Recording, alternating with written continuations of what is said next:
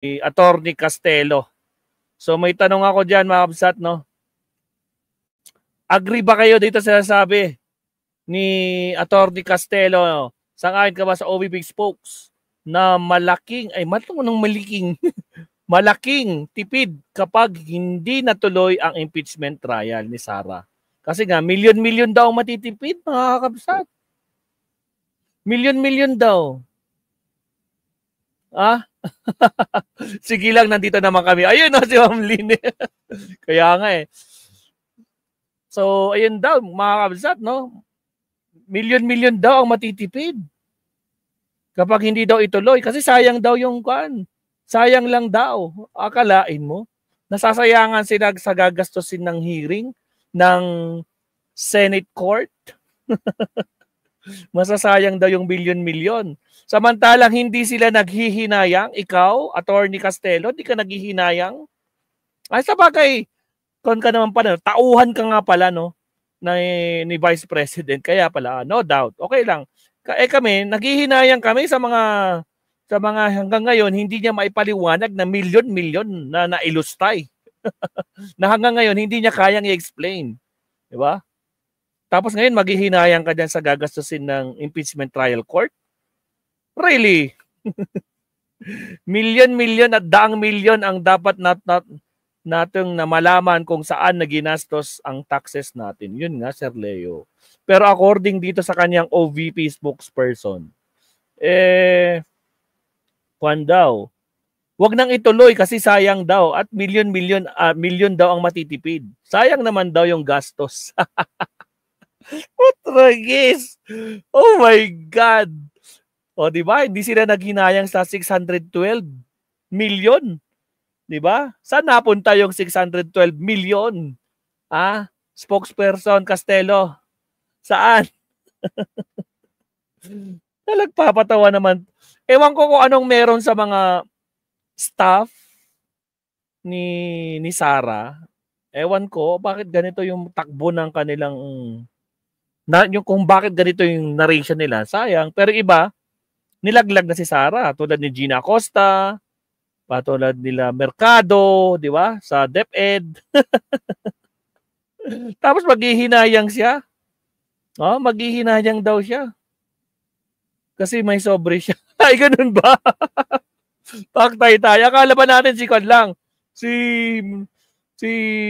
Mercado lang. Paktay tayo dyan. O siya ka. Sige, umpisahan natin dito. Maabsat. Sige, tuloy natin to. Kahit konti lang tayo. Sige, walang problema yan. Walang problema kay maestro yan. Sige, tuloy natin. Ito, patalastas mo na. Hindi ko alam kung totoo ito pero bang sabi dito sa caption, update Negros daw. Negros? Hindi ako naniniwala ng una eh. Asan bang Negros? Negros Occidental, Visayas o Mindanao? Inuulan ba doon? Ayan o.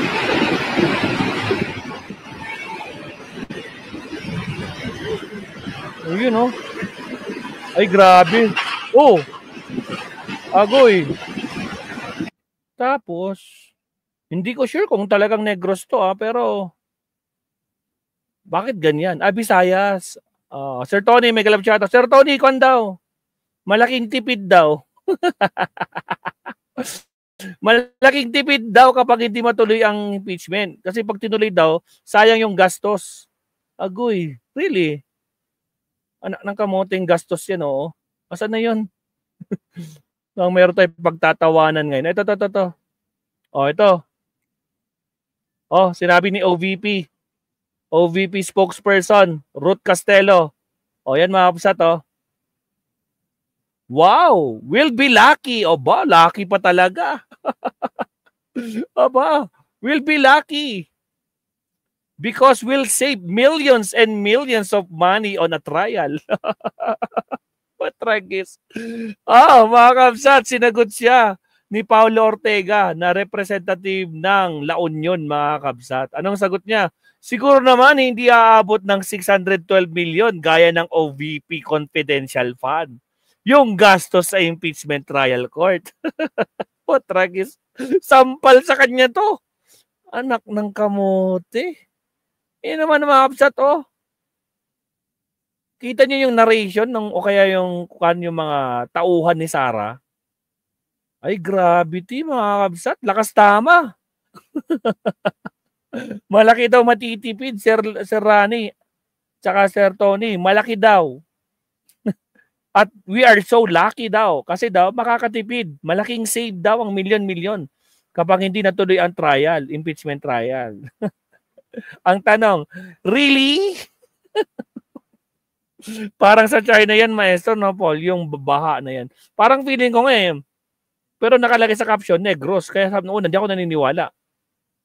Tsaka yung kotseng yun, yung ganong klaseng kotse, parang, ewan ko, hindi siya convincing. Bakit puro bobo ang tao? Grabe naman si Sir Tony. Oh. Napaka-savage mo naman, Sir Tony. Huwag naman ganyan. Nasasaktan yung mga garapata dyan. Huwag ganyan. Diba? Hindi dapat maniwala kay Castelo. Si Bato nga, nagsayang ng gastos sa pinakamahabang hearing dahil sa mga puncher, butas ng bond paper. Come on, niloloko nyo ba kami, Inday? Tragis. Alak ng kamote talaga. Yes, nako pa. Oh. Ay, nako, Sir Leo. Putragis. O ito, pakinggan natin yung mismong video, mga kakabsat. Share ko na yung video. So, yan yung quote card, mga kabsat. Quote card sa kanila. OVP spokesperson Ruth Castelo sabi, we'll be lucky because we'll save millions and millions. Wow, million of money pag hindi natuloy ang impeachment trial. Pero ang sagot dyan ni Congressman Paulo Ortega, siguro naman hindi aabot ng 612 million gaya ng OVP confidential fund. Yung gastos sa impeachment court. Putrage, sampal. Agoy! Nako naman. O sige, punta na natin, Mabsat. Anak ng kamote naman to. Na tayo magagawa, mga kakabsat, kung ganyan talaga. Diba? Asan na yun, impeachment? Ito. Pakinggan natin. Balita, 2 minutes lang. Less than 2 minutes lang to na balita. Okay, pakinggan natin. UNTV, pahiram. Union 1st District Representative Paulo Ortega. Pinuna nila Union 1st District Representative Paulo Ortega ang pahayag ni Attorney Ruth Castelo, spokesperson ng tanggapan ni Vice President Sara Duterte. Pahayag na milyon-milyong pisong matitipid umano kung walang impeachment trial. Question ni Representative Paulo Ortega ng La Union, mga kabsat. Kaugnay ng impeachment case. Ayon sa abogada, sakaling pabora ng Korte Suprema ang petisyon ni VP Sara na ibasura ang impeachment case. Akala ko ba eager? Akala ko ba handang-handa na si Inday? Bakit umaasa kayo sa na ibabasura yan ng Supreme Court? O kaya utusan na wag nang ituloy yan kasi walang jurisdiction. Bakit ganon? Asa na yung bloodbath? Anong petsa na? 'Di ba? Tapos may sinasabi pa si Villanueva kahapon. 'Di ba? Pakinggan natin yan mamaya. Mapalad umano ang bansa dahil makatitipid ng milyong-milyong piso. Ano daw? Mapalad umano ang bansa. Mapalad daw, Sir Leonardo. Mami PR. Mapalad daw ang Pilipinas kapag hindi matutuloy ang impeachment trial. Kasi nga, milyon-milyon daw ang matitipid na gastos, no? Milyon-milyon ang matitipid. Kasi kung matuloy yan, nako po, laking gastos daw yan. Tragis. Anak ng kamote talaga. Oo. Mas sayang yung perang binulsa ni Inday. Tulig, sabi naman ni Romy Escalera. May kalab shoutout, Kapsat. Romy, nako po. Lakas tama talaga Anak ng kamote. Mapalad daw ang Pilipinas. Mga Kapsat, according dito sa OVP OVP spokesperson ni Sara. Really, isa pa nga. Impeachment case. Ayon sa abogada, sakaling pabora ng Korte Suprema ang petisyon ni VP Sara na ibasura ang impeachment case, mapalad umano ang bansa dahil makatitipid ng milyong-milyong piso. Mapalad daw. Mami PR, mapalad ka ba? Sir Tony, mapalad ka ba? Tragis. Siya tuloy. If it's not, if the Supreme Court says it cannot be heard at this time, and then we'll be very lucky actually as a country. Wow, we're very lucky. Sa inyo lang, lucky sa inyo kasi nga nagastos na, 'di ba? Nailustay na hanggang ngayon anong petsa na hindi pa kayang i-explain. My goodness. Mapanagot. Yun nga lang, 'di ba? Masyado kayong matapang, masyado kayong, 'di ba? Ready na, eager. Ano, naghihintay kayo, eager kayo sa kan na meron ka. Tapos kaya siguro kaya siguro in-extend imbis na July 30, ginawang August 4. Aba, bakit hinihintay nyo ang desisyon ng Korte Suprema? Yun ba yung dahilan kaya nadi-delay? Gusto niya pang ipa-delay? Agoy. Shout out Nelson Tolin. Ayan na, nabarating na sila mga kakabsat. Anong nangyari? Bakit ngayon lang kayo pumasok? Nagtatampo si Maestro kasi ang pumasok lang 12. First time yun, nag-live ako, 12 lang ang pumasok. Kanina. Pero okay lang. Sabi ko nga kay Ma'am Lynn Mariano, kung talagang 12 lang, sige, itutuloy ko pa din to. Huwag kayong mag-alala. Yan. Pero medyo dumadami na tayo ngayon. Yun, 20. Diba? First time ko magkaroon ng live stream, tapos biglang 12 lang ang pumasok. Agoy, bakit ganun? Okay, sige. Okay nga, Ma'am Lynn. Di ba akala natin bloodbath? Asan yung bloodbath? Yun pala yung naging bubble bath.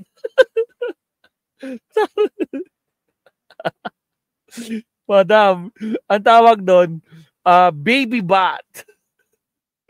Baby bath po. Ayan, dumadami na tayo. Yes, 20 na. Okay na ako sa 20. At least, 20 naman. Kahit papaano meron tayo, kahit papaano may nakikinig sa atin. Diba, Sir Nelson Tolin? Shout out. Romy Scalera. Kung sa bagay, magastos nga Yun nga naman lakas lumamon ni Robin. Ubusin niya yung merienda mo. Hindi lang baby bath. Hindi lang bluff. Ito, bluff. Patragis. Alak ng kamote. Bakit takot na takot kayo? Pag kinakatakutan nyo, di ba nasa inyo na yung numero? Di ba nasa inyo na yung mga senador? Majority nga, di ba?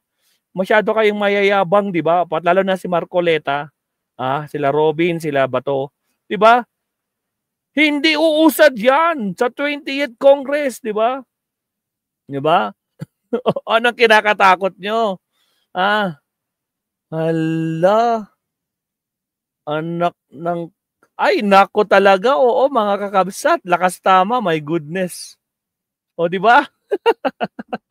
Sige tuloy.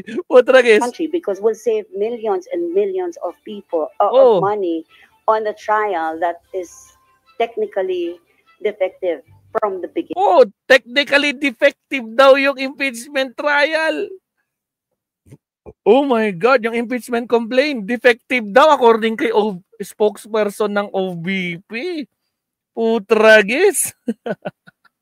Hindi nga nyo ma-explain kahit isa. Wala kayong ma-explain. Kahit si Mary Grace Piatos na nga, hindi nyo ma-explain. Thousands of anomalies o mga anomalyang pangalan ang ginamit, hindi kayang explain. Unang-una, walang birth certificate, walang marriage certificate, walang death certificate. Yung tatlong yon pinatunayan ng PSA, walang record. Tapos sasabihin mo, defective? Baka kayo yung defective, di ba? Kasi nga, nabunyag. Bistado, di ba? Kanino ba galing yung mga pangalang yun? Di ba sa opisina rin ninyo? Sinubmit nyo di ba? Sa inyo din galing yung mga pangalang yan. Ngayon, peke pala. Tapos sasabihin mo, malaking tipid. Laki ang bansang Pilipinas. Aba, lucky daw mga kabsat. We are lucky. Especially our, pag hindi natuloy ang impeachment, malaking tipid, milyon-milyon, really? Paano na yung ginastos at nalustay nang hindi natin alam kung saan napadpad? Tragis. Tuloy. Ayon kay Congressman Ortega, dapat maging maingat si Attorney Castelo at patunayan ang mga sinasabi nito. Tama. Mag-ingat ka, Attorney Castelo. Patunayan mo muna yung sinasabi mo. Anak ka ng kamote. Sige, tuloy. Tanong din ito, hindi naman siguro aabot ng mahigit 600 million pesos ang gagastusin sa pagsagawa ng impeachment trial. Baka kailangan nila ng matrix saka cost-benefit analysis. Siguro hindi naman naabot ng 612 million yung hindi naman naabot ng 612 million gastos sa impeachment. Kabilang sa mga alegasyong ibinabato sa Vice Presidente ang maling paggamit nito ng nasa 612.5 million pesos na halaga ng confidential funds ng OVP at ng Department of Education nang si VP Sara pa ang kalihim ng kagawaran. Nauna nang ipahayag ni Senate President Cheese Escudero na kulang 1 milyong piso ang inaasahang gastusin ng Senado sa impeachment trial ni VP Sara. Sa pinakahuli namang statement ni Senator Joel Villanueva. Yan. Yung statement niya kahapon, Mabsat, di ba? Di ba? Bakit kaya nila pinapadelay yan, Mabsat? Mami Pierre, sa tingin mo, bakit nila pinapadelay? Takot pa rin ba? O may hinihintay silang desisyon ng Supreme Court?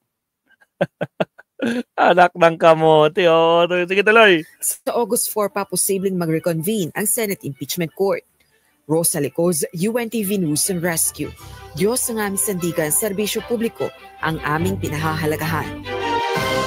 Diba? Supalpal mga kabsat, anak ng kamote talaga, agree ba kayo mga kabsat? Dito sa sinasabi ni sang-ayon ka ba sa spokesperson na malaking tipid kapag hindi natuloy ang impeachment ni Sara? Kabsat. Ang nagsabi niyan, 91% mga kabsat. Totoo. Hindi kailangan malaman ang katotohanan. Oo, malaking tipid yan. Kasi bobo kaming didis. Mutragis, may bobo talagang didis umamin. Talaga kahit kailan, bobo talaga kayo, no? Milyon-milyon magagalit kapag di natuloy ang impeachment ni Lustay. Nako po, Sir Leonardo. Diba? Ano na, mga kabsat, agoy, Mami PR, hello, nagkamusta na sila, Baka inaantay nila yung pag-aresto kay Ay, ganun ba yun? Ganun ba yun, Sir Leo? Ay, oh my goodness. Inaantay daw nila, sabi nila yung pag-aresto kay Bato. Naku, malaking iyakan na mangyayari na naman dyan, sigurado, Sir Leonardo.